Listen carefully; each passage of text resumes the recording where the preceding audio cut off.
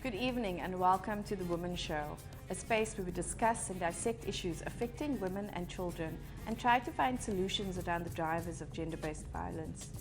On the 25th of November, we begin 16 days of activism for no violence against women and children. In South Africa, where we have one of the highest rates of gender-based violence in the world, around 1,000 children are killed across the country every year. That's almost 3 children per day and 2 times higher than the global average. For non-fatal abuse, a recent study found that 1 in 3 children had experienced some form of sexual abuse by the time they turned 17 years old. After the break, we'll be joined by 2 specialists who work in the child protection sector to discuss this issue and talk about what we as parents, caregivers, teachers and citizens can do to help prevent violence against children. But before we do that, Lenina Rassool takes us through some of the statistics on violence against children.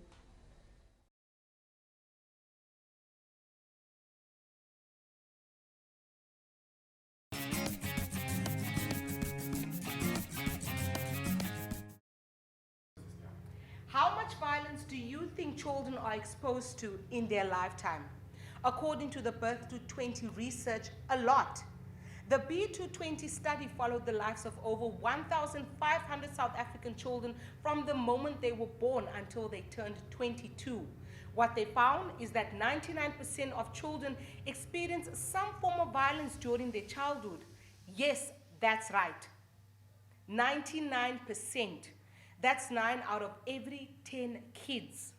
South Africa currently don't have a good system to tell us exactly the numbers of children. So if you look at our routine statistics, so from police for instance, they can't tell you numbers of children who've been killed by fatal child abuse. The work I've done have focused on looking at child murders and then identifying the numbers of children out of those murders that have been killed due to fatal child abuse. What we do know in South Africa is that just over 1,000 children are murdered every year, and out of those children, just under half of them are killed in the context of fatal child abuse. So on a yearly basis, you have round about 500 children killed due to fatal child abuse. But we also know that that's an undercount. And why I say that is that when you look at fatal child abuse, it's only the ones where it's overt and it's physical, where there are physical injuries, that will get noted as fatal child abuse cases. And when you look at the spectrum of cases that should be seen as fatal child abuse, you often get cases like smothering that go undetected, that often gets noted as a sudden unexpected death and undetermined. So it's a really difficult issue to quantify. So the numbers I'm giving you today is certainly less than what we have in the country. Now, if you're thinking, not my child, consider this. Research shows that 2/3 of children are exposed to community violence in some way. More than half of children are exposed to violence in the home, and by the time they are teens, 96% of children are reported exposure to violence. But let's say you live in a fairly safe community, no violence in the home. According to the kids, they are experiencing violence in one or more of the following places: at home, in school, in the community, among peers, and intimate relationships. In fact, 36% of kids experience violence in all of these settings. Why is this important? If you want to eradicate violence in our society, then we need to prevent violence against children. Long-term effects of childhood exposure to violence include poor mental health, drug and alcohol abuse, risk sexual behavior, criminality, neglectful and abusive parenting, which in turn leads to continued exposure to violence and continued violence against children.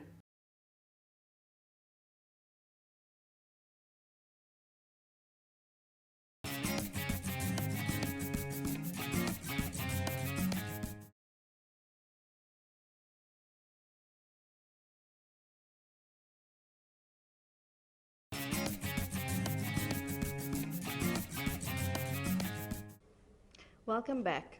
Children are one of the most vulnerable groups in our society, which means they should be afforded even greater protection. But as the data has shown us, they are consistently exposed to high rates of violence. Research also shows that violence begets violence. And what part of the problem is that we are stuck in a cycle. Here with us in studio to unpack that cycle is Patric Solomans, the director of Molo, Songololo, a child rights organization, and Tony Lawrence, a child safety specialist. Welcome to the Women's Show, and thank you for joining us. Oh, thank you for having us. Thank you. Okay. Patric, I'm going to start with you. You've worked in the sector for over 20 years, and a lot of the research highlights the current state of violence against children. But in order to address this, we need to also look at the historical violence, because as we've heard, a lot of the perpetrators of violence right now, a lot of the reason that we're having these high rates is because parents were once children in violent situations. So how can we unpack this cycle? Could you just speak a little bit more about this and where the gaps are? Well, basically, many of us grew up in a very, very violent situation. South Africa is a violent country. Not only did we have institutional violence, state violence being committed against the people of the country, then you also had a lot of social violence and criminality and stuff like that. And I think what we have seen is that a lot of our systems haven't really been developed to address the needs of all the people of South Africa. It's only past 94 where the new democratic government now had to also begin to develop interventions and programs and get the money together for all of the needs of the people. In the past, the black people were they were sort of limited, they were oppressed, they were marginalized, and not much money was spent on them. Therefore, care systems for social welfare systems, child care systems, child protection systems were very limited for black people in particular. So we inherited a situation, and we still have some of those situations. Most black people still live in under-resourced communities. There was under-resourced under apartheid, that's still being under-resourced. Many children grow up, black children, or the majority still grow up in these communities. So there's a lack of child protection services and support services for them in those communities. Today, for example, we struggle to get a child who's experienced trauma to access services, to get to a counselor, to get whatever, right? We have parents who struggle to access their children, and that was also the situation under apartheid. So we inherited a legacy. Unfortunately, we haven't been able to address this legacy. We haven't been able to turn things around. And I think that is part of the problem that we are having today. That these very communities, it's under-resourced, where there's no resources being plowed into these communities, and it is those communities that have the greatest of needs. So that is part of the challenges that we have, and the lack of our own intervention. That the state hasn't been able to turn things around. We, the people, haven't been able to demand and being effective to turn things around. And that is part of the problem. So it's okay for middle-class families. They have the money, the resources, they can access services easily and quickly. It is the poor families, the families in Dulce, in Galicia, in Guguletu, in Langa, in Atlantis, in Beaufort West, it's predominantly black families. Not to say that there ain't poor white children in South Africa, but predominantly it is our black children that are being neglected, that whose rights are being violated almost every day, not only by the perpetrators, but also by the system, also by their own living conditions, by their own communities, right? So poverty is putting our children in a very vulnerable state. There's many children, their own family situation puts them at risk. Their living conditions put them at risk, right? And I think that is where most of the children find themselves in. And therefore, those children are easily vulnerable, they're vulnerable and they are easy targets for those who want to abuse them, for those who want to hurt them, right? And then, of course, also most crimes against children happen as committed by people that know the children. In their own homes, their own parents, their family members, their relatives, the neighbors next door, the people that live in the yard or opposite in the same road, on the flat above or the flat below. And I think the danger is with children, within their own homes and around their own homes and within their own community for children. And that is a problem. When I grew up under apartheid, we also had crime. There's also bad things that happened to children, besides the institutional violence that happened. And the difference that I have is that at least then there were some support systems. The neighbor looked out for you. Yes. The auntie around the corner, the uncle who's on his way from the train station, rushing to get home to his own family. He see that you're up to no good, you're up to mischief, he'll check you. A lot of those support systems is not there. When we were hungry, we could go next door and say, my mother said I must come and get a potato or this or that and that. And then we ate. A lot of children, we experience a lot of children today in urban Cape Town that go hungry, that don't have a meal, that go to school without a meal. And especially teenagers, despite the fact that we have feeding schemes, for example, a lot of teenagers, they have their own pride. They feel maybe shameful that they have to go to the area where they dish out the meals for the children at school. And a lot of older children have their own particular vulnerabilities. And what we find in the work that we do, there's not enough sympathy for older children. We get easily moved by something bad that happened to a young child, a baby. But we don't get so easily moved when something happened to an older child. And so we don't have that same sympathy for older children, because we believe, like we treat women, why were you there? Why did you wear that? You shouldn't have been there, right? But you could have stopped it. So we have the same approach to older children. And we also work with a lot of children who's been victims of sexual violence. And the amount of sexual exploitation that children experience is quite alarming. The person in the house manipulate and groom, deceive the child and give him or her something for a sexual favor. It gets kept quiet. We only find out when something really, really bad happened, right? And then we begin to find out these things. It happens under the nose of parents, of family members, of the neighbors, and everybody. Yes. And I think what we need to begin to do is we need to turn the tables around. Who are the people? And we actually know who the people are that behave inappropriately, that do things that concerns us, that worry us, that talk in a way to our teenagers and our young children in a way that should raise our eyebrows. Yes. We don't check those people. So We Patric, check the children, but not these perpetrators. yeah, so on that note, I actually want to come through to Tony, because we want to look at these environments. I mean, there's a lot of research being done on creating safe spaces for children where they are. And we're talking about public transport and schools and in church. And exactly what you're saying, there seems to be a problem with calling out people who are problematic. And Tony, I want to, in those sort of sensitive situations, how can parents or caregivers and anyone they know, what should we be doing actually to ensure the safety of our children? Patrick is absolutely right. We asked the question, where are the safe spaces for children? And having looked at whole communities, from public spaces, the roads, the parks and so on, down to shopping malls, schools, religious institutions and so on, and then the homes. We sort of categorize them into about 7 or 8 different categories of spaces, all of which have a level of a risk involved. And those who manage those spaces are somehow oblivious to the fact that the kids are not safe, because the children won't speak about it. They just find themselves in that situation.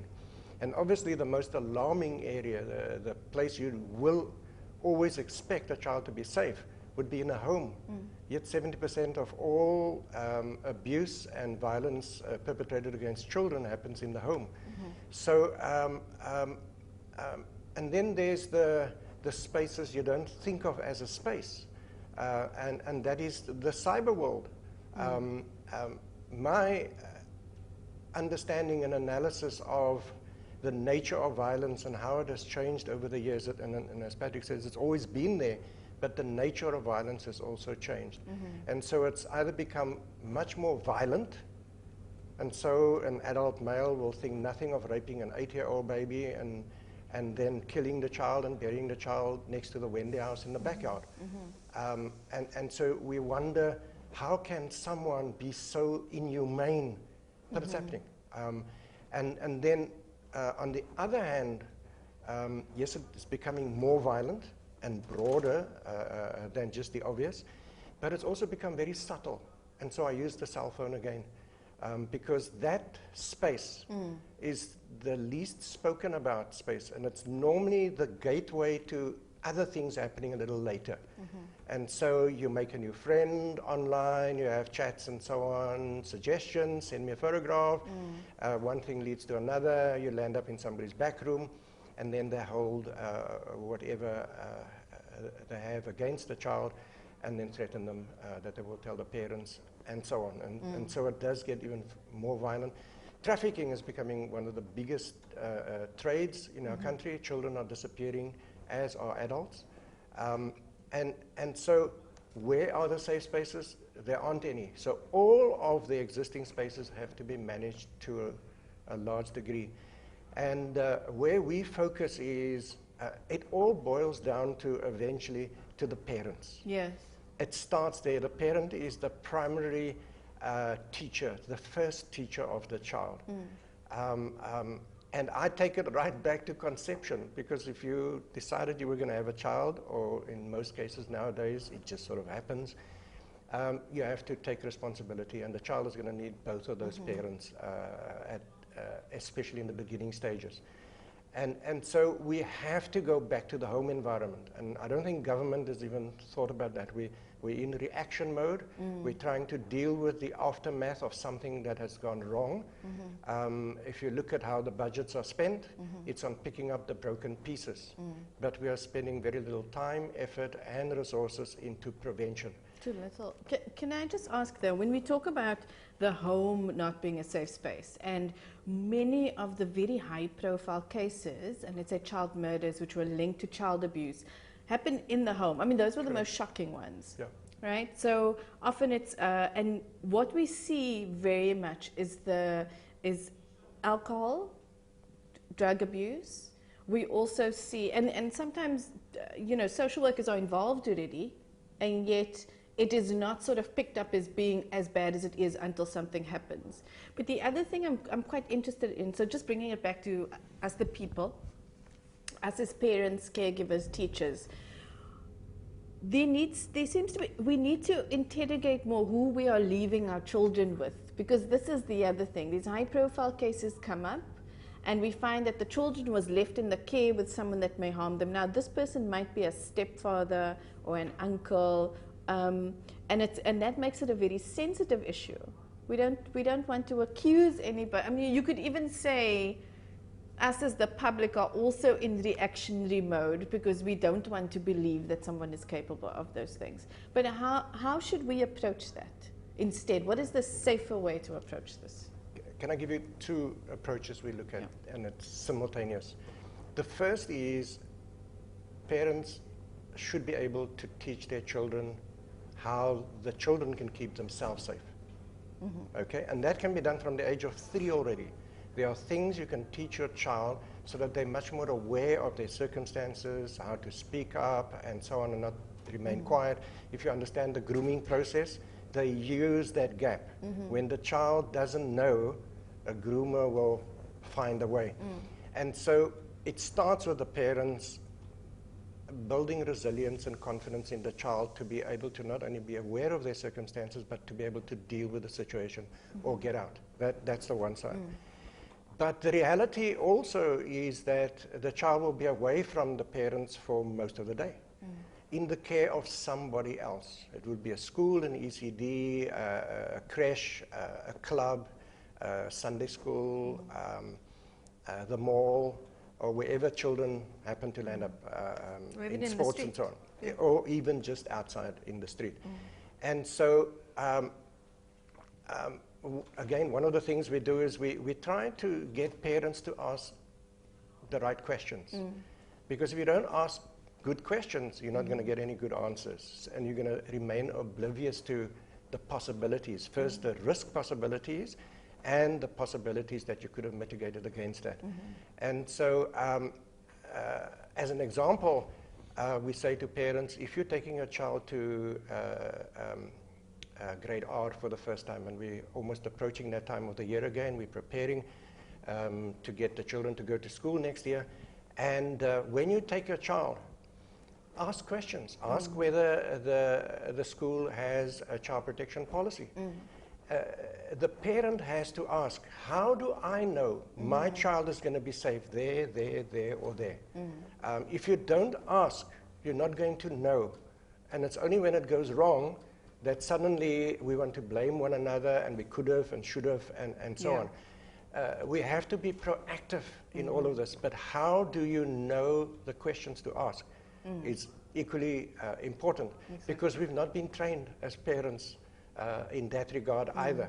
And so there's a major gap in preparing for great parenthood that will, as early as possible in the life of the child, give the child enough teaching, training, education, awareness, and so on, so that they can half fend for themselves. And it's not complete, because you just need one psycho person that will just do whatever they please without considering the child's feelings and emotions and so on. So again, I go much earlier. I start at the beginning. And the sooner we put the building blocks in place, the easier it becomes to trust your child wherever they go, because the child's first go-to person has to be the parent.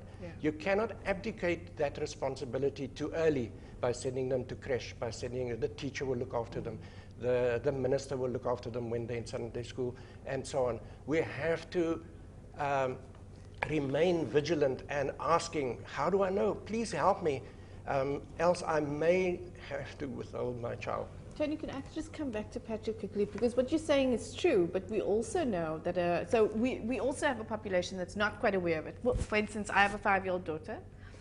I did not ask for a child protection policy.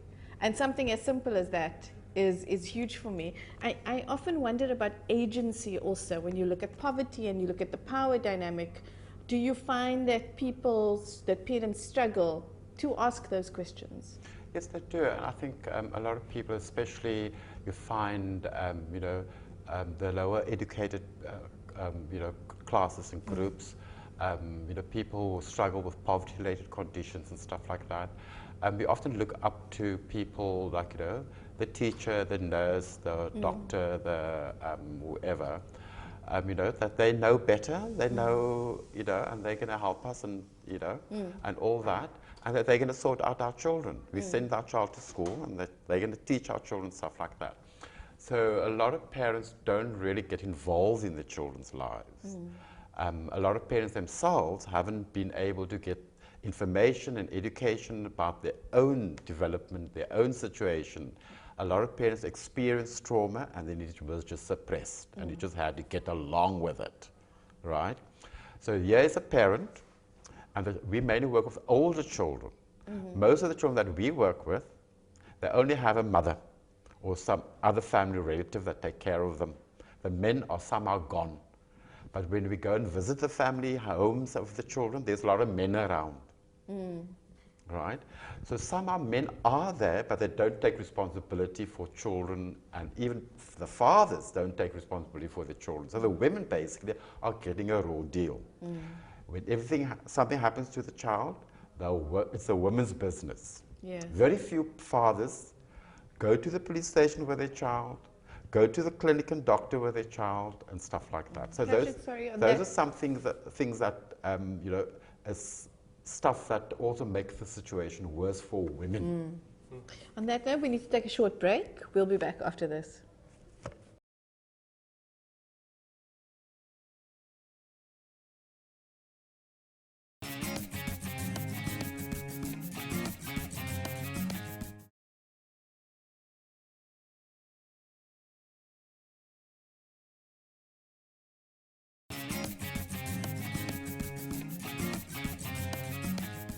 Welcome back. You're watching The Women's Show, and this evening we're talking about child abuse. We're in studio with Tony Lawrence, who's a child safety specialist, and Patric Solomans from Molo, Songololo. Sorry about that. Tony, I just wanted to ask you, so you did a lot with sort of policy and legislation as well, and child safety in that context. And so I am interested again, just to drill it down to us as citizens and community members, what are, parents aren't just responsible for children, they're mandated to be responsible for children. So when we see abuse, we are mandated to report it. Correct. So I would just like to know, briefly, if you could pull out sort of the few most important pieces that parents are mandated to know that they should know, and not just parents, teachers, or caregivers, what would those be? I'll start with prevention again, because that's my area of expertise. As I said, we asked the question. So a policy is one of the key things you need to ask for, because it's a public document. And it demonstrates the commitment of the organization, the creche or the school, and that. And it's a child protection policy. It is a child protection policy or child safety policy. And what is in that policy? Should be in that policy? There are three distinct areas. The first is the policy shows the commitment. So it is the management of that organization that has committed to the safety of children in a number of ways. And the two key ways that they will describe that in the policy is by having a set of preventative actions or procedures. What are we doing to ensure the child does not come to any harm? It answers that question. And it will set up a number of areas. They would have done a risk assessment and mitigating factors against that. So they look at the perimeter, they look at the physical environment, and so on. But they will also look at the people working there. And that is a very key area. We normally look at, we mustn't expose the plug points and the kettle and so on, so that the kids are not going to get hurt and burnt. But the focus on the people that will work there, and we're talking about every single person, not only the practitioners, the teachers, the principal, and all the volunteers, the contract workers, the service staff workers, and then others who come on site to do things. And the Children's Act is quite clear when it asks the question, who would be a proper and fit person to work with or near children? It's not only with children, but also those who will work in the proximity of children. They have to be screened. And so in your policy, part of your prevention strategy is to say, all our workers, all our employees, all our staff, volunteers, and everybody have at least followed the legislated requirement and mandate to be vetted against the Child Protection Register and the Sexual Offences Register. I want to give you a good example with a company that I do the screening for, called The Guardian. They vet approximately 20,000 teachers every year. They get, when they do the vetting of teachers at schools, high schools and primary schools, they get on average 8 to 12 persons per month that have a prior conviction in the area of sexual abuse against children. Oh, wow. Every month.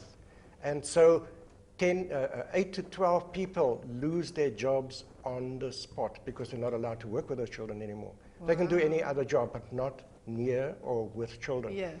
And so the process works. It's a great piece of legislation. It's preventative in nature. It creates awareness.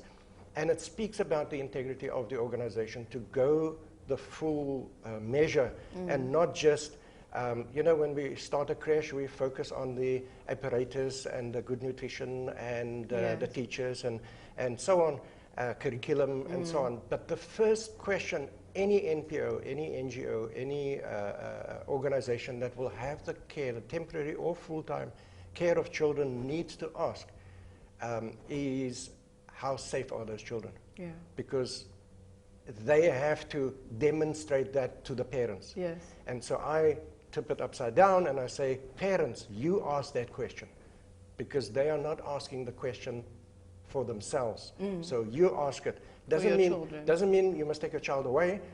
Keep your child there, but get on the management committee, get on the Parent Teachers Association and talk about these things. The last thing that the policy will have is, in the likely, unlikely event that something happens to a child, what are the processes to follow? Now, that document needs to be public. It needs to be readily available. It needs to be, aspects of it needs to be posted on the notice boards, in the foyer and so on, so that people can see that you're serious about the safety first of those children. Everything else falls into line as a consequence. Okay. And on that note, Patrick, just to come back into the home again, where no one is screened, Yeah. right? Are there recommendations that you could give? You were saying, for instance, earlier, we find a lot of fathers are missing, let's say, but we find a lot of men around. I had read once that one of the best prevention methods for sort of abuse or interventions is to have one responsible figure in the house. And so how I've translated that to be is you can have a house, it could be a grandma, that you know, if someone wants to steal, Yeah, that's they correct. won't steal if someone's watching them. So it could be a figure of authority that's on the right sort of ethical line, Yeah. that's watching everybody, that's watching the child. Do we need more eyes on our children? And when you talk about, you mentioned this from your childhood, are there less eyes on our children today? Yeah, there's less eyes on our children to make sure that our children are safe. I think what we try and do is exactly that also when you work with children and their families. We normally try and identify who is the person that can provide support for this child in that family, right? So we try and do that. And then the first thing that we do is make sure that the people get the information that they need, right? So information is very, very important. Understanding your rights and the rights of the child and the children is very important, right?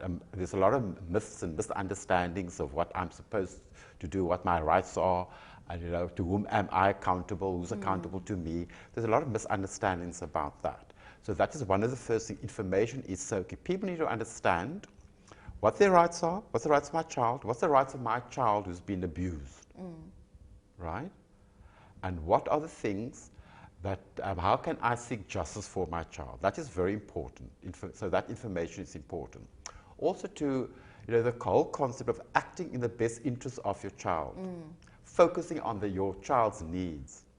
A lot of parents focus on their needs. What are the neighbors going to say? You're bringing shame to me. Wat gaan my familie say? What's my family going to say? What are they going to now think of us? Right? So a lot of parents focus on them. So the drama is not on the parents. The drama is on the child, should be on the child. The other thing is also very important. Parents need to check themselves. Sometimes we get so emotional about it, we forget about the child and the child's needs or what the child is going through. So you have information, then now how do you communicate? A lot of people don't know how to talk to their children, right? We don't talk to our children about sex. So how do we expect our child to come and tell you that something sexual happened to me? Something really bad and something sexual happened to me. How do we expect our children to tell us that? As adults, we ourselves don't talk to each other about sex in the way we should do, and then we also don't talk to each other about that something really bad happened to me in a sexual way.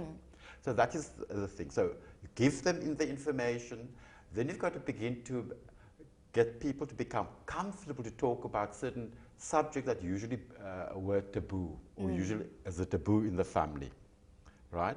You have to begin to talk about sex, and you need to also know what is it, right, that you need to address, right? So a lot of times we react in such kind of way, we silence the child. We silent, you know, the things that the child would want to share with you, right? So it's about then teaching people to identify priorities, keep the focus on the child. Yes. And then, of course, also things like showing the child that you care, showing the child that you're there for the child, and also not letting the child feel guilty, Yes. right? Because The often you child want to needs- scold them. yeah, Often the they child get needs to scolded. know that you are there. Yes. Doesn't matter what happened. Yeah. The other thing is also, for children, they often think it's their fault. Because before the abuse happened, they've been groomed, they've been manipulated, they've been deceived, they've been made to feel that if they don't do what is asked of them, right, that something bad is going to happen to someone else, or it's going to be their fault, or if the people are going to find out, they're going to know that it's your fault. You were the bad one, you know. So those things we need to deal with and address. And often the mothers of these children haven't dealt with their own trauma. Yes. So sometimes we find that we have to deal with a mother and her trauma separately from the child and the mother and child relationships, right? So that is something that we still struggle with a lot in our communities. Yes. We don't talk about this, we don't know how to talk about it. Even if we have the information, we don't know how to express Yes. the stuff. So that is another thing that we've learned that we need to do a lot of. Then the other thing, the next phase of that is, of course, how do we deal with the services and the resources out there? How do we go and ask for help? How do we go and demand the help that we need? Yes. How do we go and make sure that our children get the help that they deserve? And I think that's another challenge for people. Like I said earlier on, if you have the money, you can pay someone to provide that service very quickly. And that can be sorted out, and your child can go back to school and all that kind of stuff. So something bad happens to your child, so you're not only dealing with that, but now your child drops out of school, your child don't want to go for the medical treatment anymore, or do this and do that. You have such a lot to negotiate, right, and to navigate as a parent, right? So it's not just the actual abuse that you have to deal with and the trauma and the impact of the abuse, but then there's all the other stuff that comes after that. Yes. The dropping out of school, the behavior problems that the child have after that. The child might even have started to take drugs now, or not started to take drugs, right? The child now started to hang out with inappropriate friends and characters, for example. The child don't seem to want to let go of the so-called boyfriend, right? So there's all of those things. So from one incident of assault, of rape, and of violence against a child, there might be a multiple abuse and inappropriate and situations that can arise out of that. And that's often that we forget. We think, okay, something bad happened, we're going to send the social worker, and the social worker is going to sort it out. Yes. Or the police will come, and the police are going to sort it out. We think that way. But when something bad happens to a child, the child develops multiple needs, and the child might even acquire multiple situations of higher risk, of vulnerability, and a whole range, and even further abuse might happen to the child in that process. So Tony, just on that, and that's really interesting, because often what I've heard is that when children act out, they are seen as naughty kids, and actually it detracts from the seriousness of whether something has happened to them. And someone often said, why we shouldn't be asking why is the child doing this. We should ask what happened to the child that the child is doing this. So from your perspective, working also with youth, what are things parents should watch out for and caregivers should watch out for? First of all, you're right, it was Oprah Winfrey that said, I've interviewed hundreds of perpetrators and criminals and so on who've abused wives or children, and I kept on asking, what's wrong with you? And that's not really the correct question. The question is, what happened to you when you were a child? We can always trace it back to something that happened. And children, when they grow up, are like vacuum cleaners, they're like cameras, they're sucking in a lot of information. If we understand the development of their brains, they may not respond immediately, and it's most probably because of that. Mommy and daddy continues to fight about something and argue and eventually potentially get violent and so on, and the child is standing there and just taking this in. That doesn't mean the child is okay. Maybe the child will outgrow it. Whatever they've witnessed stays with them, and it may only manifest later in a behavioral change. And we wonder sometimes why someone who's married and 35 years old and 2 lovely children and that suddenly turns to pornography, for example. Something snapped somewhere because of what happened far earlier. And so, again, it's why I say, parents, you need to prepare to be a parent and to make sure that you've developed appropriate skills to be able to raise your child in such a way that they will be as resilient, they will be as confident about themselves and be able to protect themselves to some degree. If you've left it a little late, Well, nothing wrong with developing conversations with your child. For me, quality time with your child, you cannot buy that.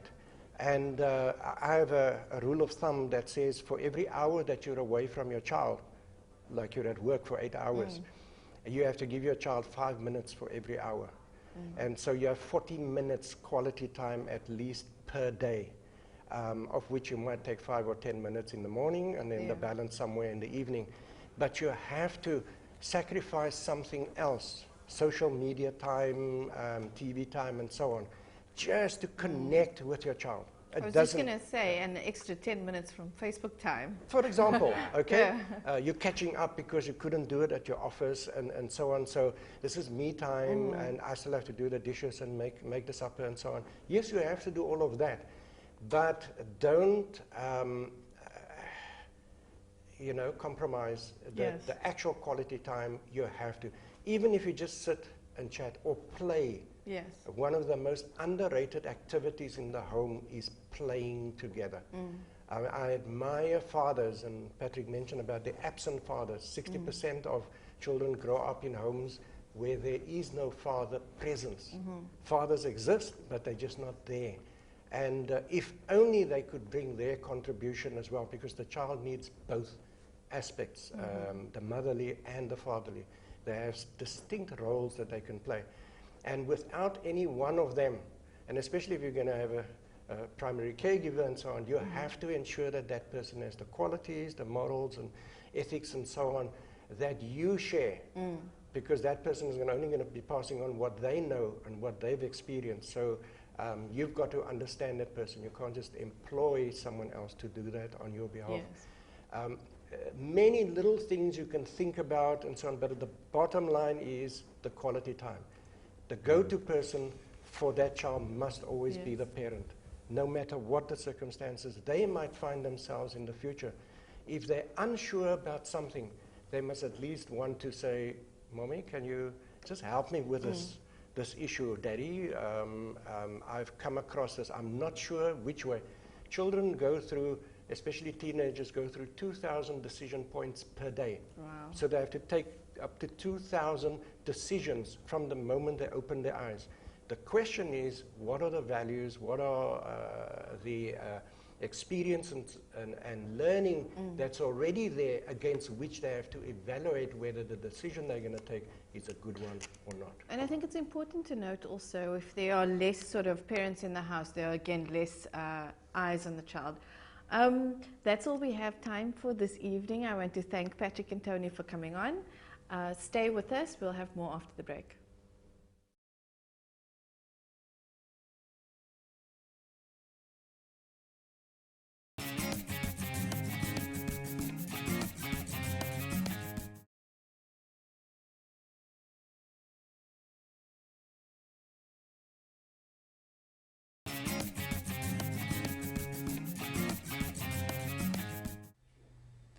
The South African government's 2019 theme for 16 days of activism is Count Me In.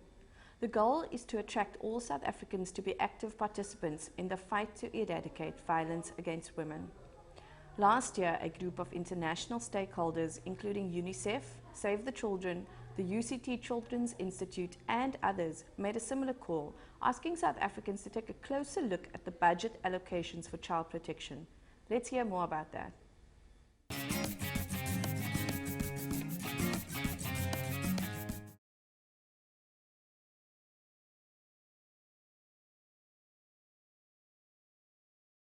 The Trauma Center located in Woodstock believes that peace and trust must first exist within ourselves, and we must share equal responsibility to create and sustain a community safe from violence. The center focuses on helping children who've been through trauma in their lives, and we visited the center to understand what's their role on child abuse. Being a trauma counselor, one of the things you realize is you think you've dealt with the next story, the worst story, until you deal with the next child. So it gets worse, I think. And one of the things that we've just been seeing is more boys are being raped. When I started working 8 years ago, it was more females. But we've realized that I think the past 2 to 3 years, we're now getting males that are being raped. And the perpetrators are also children. So you can see that things are changing over years. So I want to know from you, what role does the Trauma Center play in helping our children who've been abused? The Trauma Center, we normally focus on prevention, early intervention, and also rehabilitation. So in terms of prevention, we go into schools, we speak to children about what trauma is, the different kinds of violence, and how they can get help. And in there, you normally then have children coming up to say, this is what's happening at home, this is how I've been affected, and then we provide them with counseling. There are also times where we have to report the case to the police, or we need to report it to the Department of Social Development for the child to get intervention at the statutory level. What is the cycle of violence and how can it be stopped? The cycle of violence is whereby, for instance, I'll just give an example, that Thomas was not a real character, was brought up in a home where the mom and dad were fighting all the time. So him seeing the parents fighting, he ends up fighting at school, eventually grows up. His understanding of resolving conflict is that you have to hit someone. He gets married, he starts having a family of his own, and again he starts hitting his wife. And with that, they give birth to a son called Peter. Peter ends up only realizing as well that if I have a problem with someone, I have to beat them up. So that's what a cycle of violence is, that children normally learn through observation. So as they see people behave, that's how they also believe that's how they need to behave as well. So the cycle of violence ends up being a routine that happens through the child's life, and this gets passed on from generation to generation. So what is the mission of the Trauma Center? So our mission is to build a non-violent society, and the way we do that is through trauma counseling. We also do advocacy work, and in terms of the children, one of the things that we've been doing is also empower teachers for them to be able to identify a child who has been abused. What are they supposed to do? How do they report? And how do they contain? Now, UK, do you often find that children who've been abused need to go through counseling? Definitely. Not all, but people generally, we deal with with trauma differently. So you'd find that with others, they want to talk. For children, sometimes it's they're not comfortable talking to you as a counselor, so you now need to find ways of getting them help. So sometimes it's they need medical intervention and then they're fine, or they need educational psychologists to get involved, or police. So it just depends with the child if they want counseling or not. But normally counseling helps because in they get to have a relationship that's functional, where they can trust the social worker, they can speak to the social worker who's able to almost become a role model in terms of, if you go through this, this is how you do it, and this is how you report. If there is a child who's going through any challenges, because I think with kids, they don't know where to report. So speak to your teacher, speak to a neighbor, anyone that you trust, or even the police. Because I know as parents, sometimes we have taught children to say the police are bad and children end up not going there. But I just want to encourage the children that if something is happening to you and if you know that it's wrong, go straight to the police. They will be able to intervene, or to your closest hospital. Because all of these people, they have been trained to deal with child abuse. For more information on the center, you can visit their website www.traumacenter.org.za, or you can call them on the number 021 448 4316.